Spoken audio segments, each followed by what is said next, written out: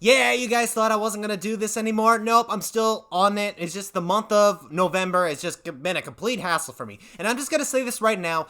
Valentine's Day is the sickest joke that anybody has ever come up with. It is annoying for anybody who is single, and it's annoying to anybody who wants to be single. So basically, it doesn't work for anyone that is 80% of the world's population. So seriously, Valentine's Day, worst holiday of the year. Halloween is the best holiday of the year. That's what it is. But anyway, guys, happy President's Day, and what better to celebrate President's Day than talking about Archer Season 3. So Archer Season 3 is the continuing story of Archer and the gang, and in this one, it starts off, Archer has lost his super hot Russian fiancée after she flung herself off a balcony to save his life, and now he has gone rogue. And this enters one of the first cameos of this season, and that is Patrick Warburton. Patrick Warburton, oh my gosh.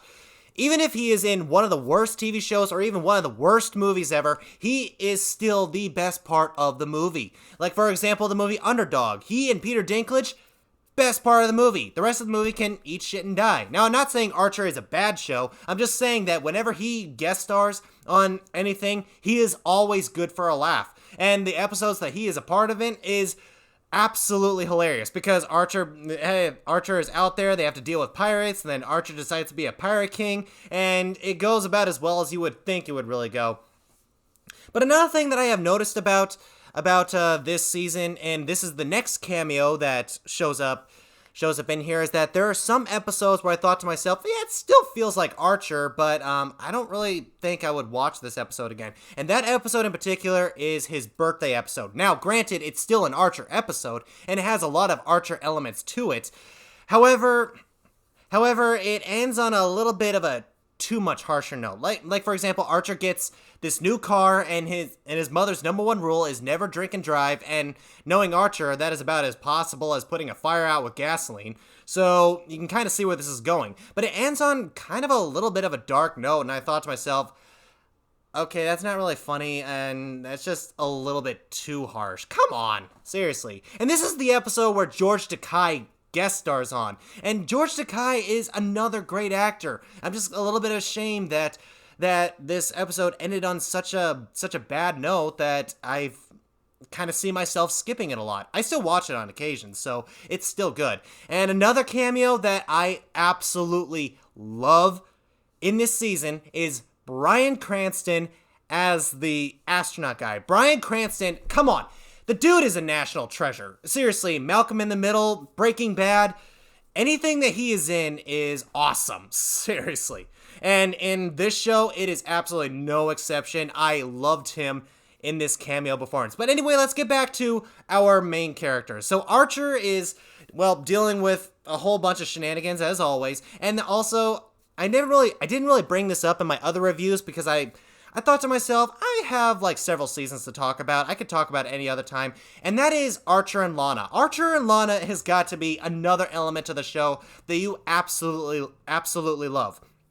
Because Lana is always mad at him. She's pissed off with him. She groans whenever he says something stupid or something. But you know for a fact that she still has feelings for this guy. She still likes him in a way. And I'm thinking, oh, come on, Lana. He's a dick. He's a sexist. And why do you really like this guy? Maybe it's because she likes men of danger. So she is definitely in the zone of danger. Or what was it? The zone that is full of danger? What is the line? The danger and it's in a zone? I don't know. I'll think about it in a minute. But anyway, another thing that happens in this season is that Cyril is finally a secret agent, and once when I found that out, I was thinking, God help us all. And in that episode in particular, there is something that happens where I find out that Archer does have a turnoff switch when it comes to his sex life. And as soon as that happened, I was like, yeah, I agree with you, Archer. If that would happen to me right in front of me, I would not be in the mood at all.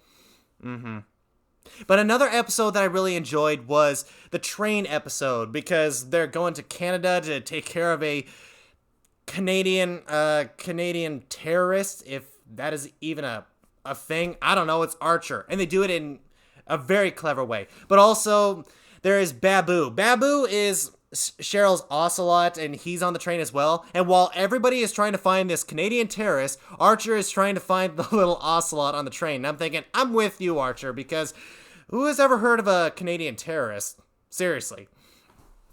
But also, not only do you have to deal with Royal Canadian bounties, and also deal with Barry as well, who is...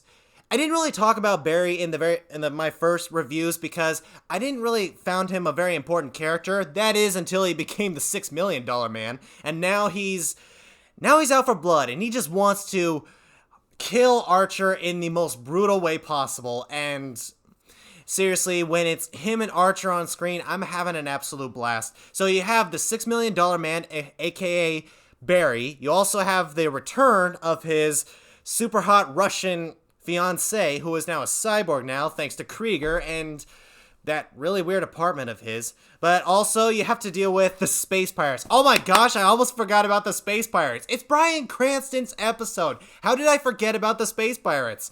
But seriously, this is the season where everything gets really creative. And another thing that happens in this season is a new running gag that they use throughout the entire show, and that is Ray getting paralyzed. I mean, Ray gets shot in the chest, then he's in a wheelchair, and everyone thinks he's paralyzed. Next thing you know, he's walking around, and then he gets paralyzed again. Usually when people get paralyzed, they get paralyzed once. So, if you get paralyzed several times in one lifetime, you just have the shittiest luck on Earth. And this is one of the elements that really brings character to Ray's character. Everyone else has their own shticks and stuff that they all got going for him. Now Ray has got something other than his sexuality. But anyway, Archer Season 3 is still a great season. There is one episode that I would see myself skipping over, but that doesn't change the fact that this season has several other episodes that I absolutely enjoy. So I will say Archer Season 3 is